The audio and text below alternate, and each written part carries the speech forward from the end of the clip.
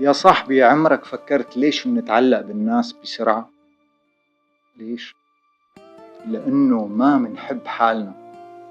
إيه، أحيانا نمسك بحدا كأنه هو الهوى اللي متنفسه، يمكن لأنه جواتنا في مكان فاضي، مكان ما قدرنا نمليه بحبنا لأنفسنا.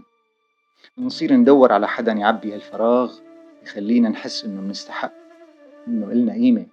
بس الحقيقة هيك منتعلق، مو لأنه الحب أعمى، لأ، لأنه التعلق هو اللي بيعمي.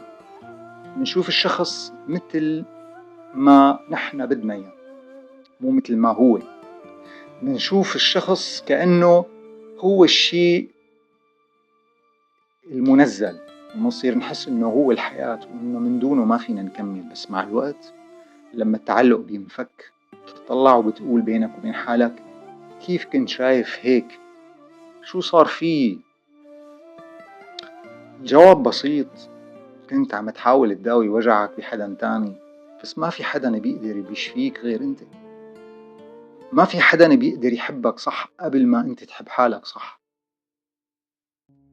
اهتم بحالك، طورها، سامحها، دللها. ولما تتعلم تكون مكتفي بنفسك، وقتها كل علاقة بتصير اختيار. اختيار، مو احتياج. وهذا الفرق بين التعلق والحب.